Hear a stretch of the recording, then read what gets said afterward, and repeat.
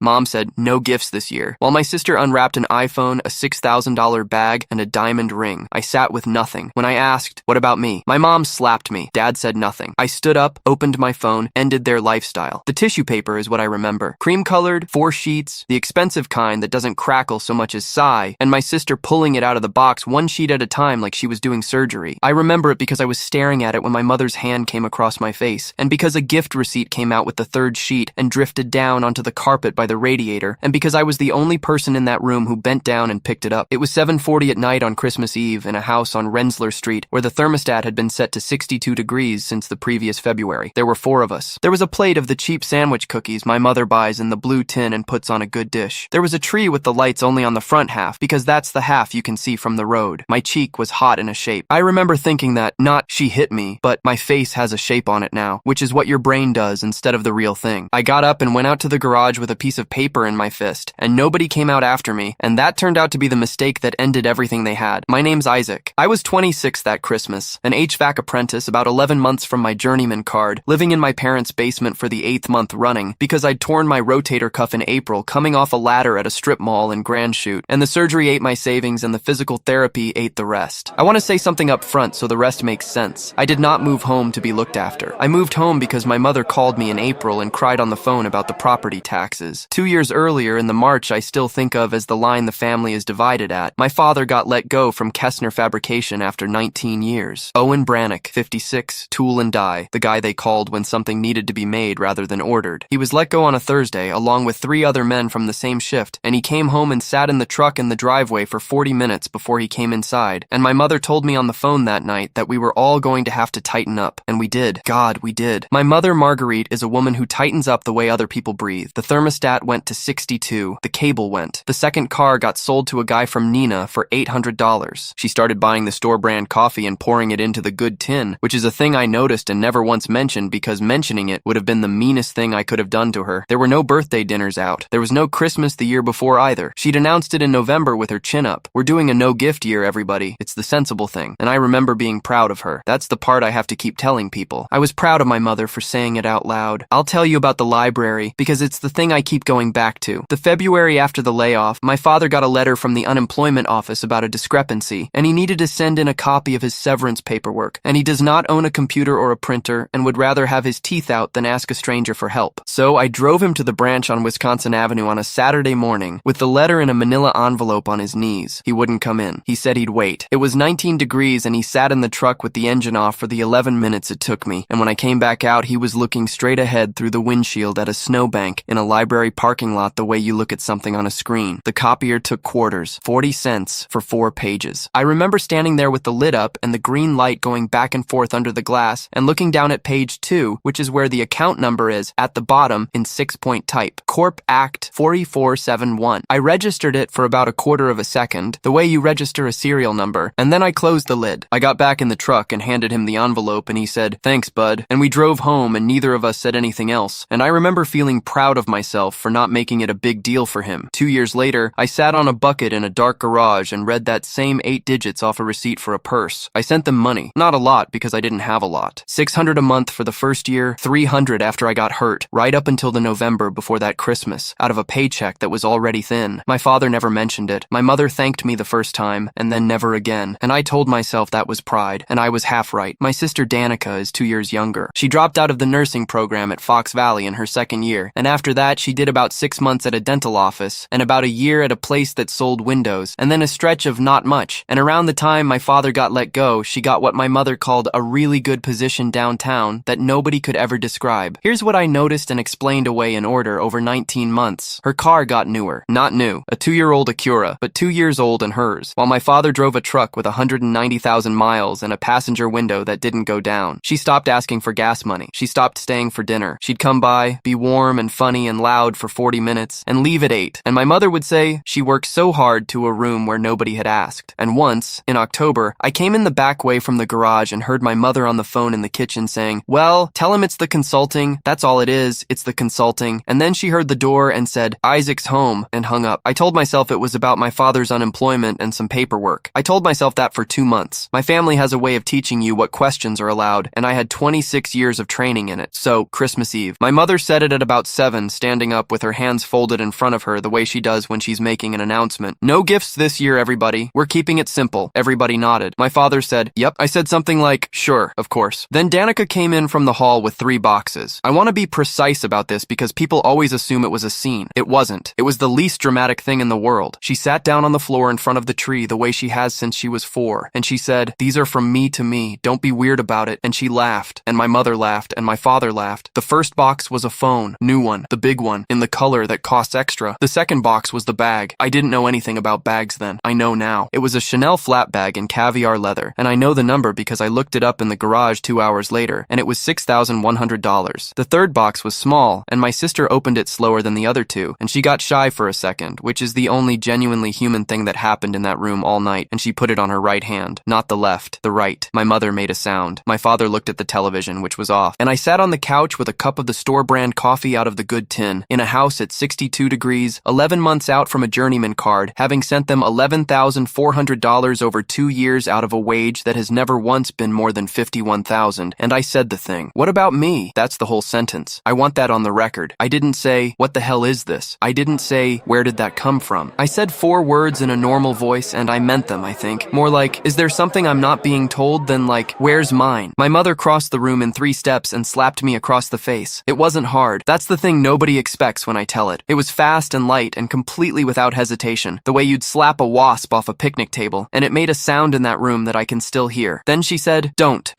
be jealous. Not, don't ruin it. Just don't, which is a whole sentence in my family and means, this is not a thing we are going to be having words about. My father said nothing. My father, 19 years at Kessner, a man who once drove 11 miles in a snowstorm to get me a specific kind of gasket for a science project, sat in his chair and looked at a television that was not on and did not say one single word. The gift receipt was by the radiator. Nobody was looking at me. I picked it up and put it in my pocket and I went out to the garage. I sat on an upturned bucket next to the deep freeze with the light off because the garage light is on the same switch as the porch light and I didn't want anyone to know where I was. And I took the receipt out. It was from a boutique in Milwaukee. Item, description, price. And at the bottom, in the small type, the purchaser line. Kessner Fabrication LLC. Corp Act 4471. I want you to understand that I did not have a revelation. I sat on a bucket in the dark and my hands went cold and I read that line about 9 times waiting for it to become something else. And what I actually felt was not anger. It was a kind of embarrassment so heavy it was hard to sit upright under it because I knew that account number. I had photocopied it in February at the library on Wisconsin Avenue off the bottom of my father's severance letter for 40 cents while he waited in the truck because he didn't want to go in. I sat out there for maybe an hour. Then I came in and went down to the basement and I did the only thing I know how to do, which is look at something until I understand how it's put together. I had the online login for the joint account because my mother had given it to me 18 months earlier so I could set up the transfers. She'd never changed it. She'd never thought about it. That's not a security lapse. That's the whole story in one detail. I was a utility, 19 deposits. The 11th of every month going back to the April after the layoff. Same amount every time, $2,200. Memo line, every single one. Consulting. My father has not consulted on anything in his life. My father makes things out of steel. My father does not own a computer. 19 times 2,200 is $41,800. And that's when the second thing landed. The one that actually made me put my head down on the desk, which is that the deposits started in April and my father was let go in March, and that in 19 months not 1 week had gone by without my mother telling somebody out loud in that voice she has that we were struggling. I lay on the basement bed with my shoulder aching the way it does in cold, and I did the arithmetic on myself. $11,400 of my money into a household with $41,800 of somebody else's coming in the front door. I didn't sleep. Around 4 in the morning, I got to the question that mattered, which was not, where is the money from? Because I already knew that. It was, what is it for? Christmas Day was completely normal. That's the part that still gets me. My mother made the ham. My father carved it. Danica came at 1 and stayed until 4 and had the ring on. Nobody mentioned the slap. Nobody has ever mentioned the slap. I said I was going to see a friend, and I drove to the Quick Trip on Melvin and sat in the parking lot and started making calls on the 26th. The first thing I did was the dumbest thing, and it worked immediately. I called the boutique in Milwaukee, and I said I was calling about a return on a corporate purchase, and the woman on the phone was very nice and very bored on the day after Christmas and asked for the account and then said, okay, that's under Mr. Kessner, correct? Reese? That's right, I said. Great, and just to confirm, it's the same shipping as the September and the July? I said yes. She read me an address on Samarin Court in Appleton. It was not my parents' house. It was not any address I'd ever heard of. I sat in a Quick Trip parking lot with a cold coffee in the cup holder and my ears ringing. The second thing I did was worse. I drove to Cimarron Court that night at 11 7-Eleven and parked 4 doors down like a lunatic, and I sat there for 40 minutes in a truck with a bad heater, and my sister's Acura was in the driveway, and at 11:42 a silver Lexus came around the corner and pulled up to the mailbox with its lights off and sat there running for about 4 minutes. I have the video. I put my phone on the dash and I got 4 minutes of a silver Lexus idling with its headlights off outside a house my sister lives in that my family has never once mentioned to me. He got out. He's about 55. I'd seen him twice in my life. Once at the Kessner family day when I was 19. Once in the parking lot when I picked my father up. Reese Kessner is not a monster to look at. He's a heavy, tired-looking man in a good coat who checked both ways before he went up the walk. And that little check is what turned my stomach, because a man who checks both ways knows exactly what he's doing. I drove home the long way and threw up in the bathroom on the ground floor with the fan on. The next week I made the mistake of trying to fix it, which is what you do, because you're 26 and you still think families are systems that can be repaired if you find the right access panel. I asked my father, just him, in the garage on the 28th while he was doing something unnecessary to a snowblower. Dad, what's the consulting? He didn't stop what he was doing. That's how I knew. It's an arrangement, he said. With Kessner? It's an arrangement, Isaac. Dad, they let you go. In March. And then in April. I know what happened in April. He put the wrench down on the bench, very gently, which from my father is a shout. Do you know what I made there? 19 years, I know exactly what I made there. Do you know what I'd make at 56 starting over? At any shop in this county? He looked at the snowblower. Your mother didn't have to go back to work. That's what it's for. And Danica, don't. Same word as my mother. Same delivery. I'd never noticed before that they had a shared vocabulary for this. Your sister's a grown woman. She's 24. She's a grown woman, my father said. And I'm not going to talk about it with you, and neither is your mother. And if you've got something to say about the way this family has kept itself together, you can say it from your own house. From your own house. A man with $41,800 of hush money in his checking account telling his son, who paid $11,000 of the mortgage on that house, to get one of his own. I went inside, and my mother was at the sink, and she said, without turning around, "Whatever you're doing, stop it." Danica came at me on New Year's Eve in the kitchen at about 10 at night, and I'll say this for my sister. She didn't lie to me. Not once. Not even for a second. "You went to Cimarron," she said. "Yeah, okay." She got a glass down. She poured water. She leaned on the counter and looked at me, and she was so tired, and that's the detail I wasn't expecting. My sister looked like she'd been carrying something heavy for a long time, and had gotten good at not letting anyone see her adjust her grip. "Ask me," she said. "How long?" "July, before Dad got laid off. 4 months before. Not after. Before." "Danica, do you want to do the part where you're disgusted," she said, "or do you want to do the part where I tell you what the alternative was? That's not— The roof was going to be $9,000. She counted on her fingers. Actual fingers. One at a time. Like she'd done it before, in her head. A lot. The taxes were 4. Mom's second surgery was 6 after insurance. Dad was 56 years old, Isaac, in a county with 2 shops that do what he does, and one of them is Kessner. She stopped. "You sent them $600 a month. That's good. I'm not being sarcastic. That's genuinely good. That's a lot out of what you make. It's a week and a half. That's what $600 a month is. A week and a half of the year." My throat was tight. "You could have gotten a job." "I had a job," she said. "I had 3. That's how I know what they pay." And then she said the thing that I have not been able to put down in 2 years. "Everybody in this house knows, Isaac. Mom knows. Dad knows. The only person who didn't know is the one who kept asking. And you never once asked. You just kept sending money and being pleased with yourself." She put the glass down. "So no, I don't feel bad about a purse." She went out to the porch to smoke, which she started doing at some point I didn't notice. And I stood in that kitchen with my hands flat on the counter and I let it land. Because she was right. That's what nobody wants to hear when I tell this. $600 a month is a week and a half. I had been doing the thing where you give what you can afford and then feel like the load-bearing wall, and my sister had done the thing where you look at the actual number at the bottom of the actual page and then do whatever it costs. And I had spent 19 months being quietly, privately pleased with myself in a house that was being kept warm, well, 62 degrees warm, by something I had decided in advance not to look at. I went downstairs and lay on the bed and stared at the ceiling tiles and tried to find the version where I was the good one, and I could not find it. And I want to be honest that I looked for about 2 hours. I got as far as this. There is a difference between a family taking money and a family taking money that came out of other men's jobs. I couldn't have said it cleanly that night. I just knew that the arithmetic Danica had done was airtight inside our 4 walls, and that our 4 walls were not where the money came from, and that somewhere out past them there was a column she hadn't carried over. I didn't know what was in that column yet. I found out 11 days later at a union hall, from a man who calls everybody chief. She was right about all of it except one thing. Because a week later, on a Thursday in the 2nd week of January, I was at the union hall on Badger picking up a certification form, and Delroy runs the hall. He's been there since before I was born, and he calls everyone under 40 chief.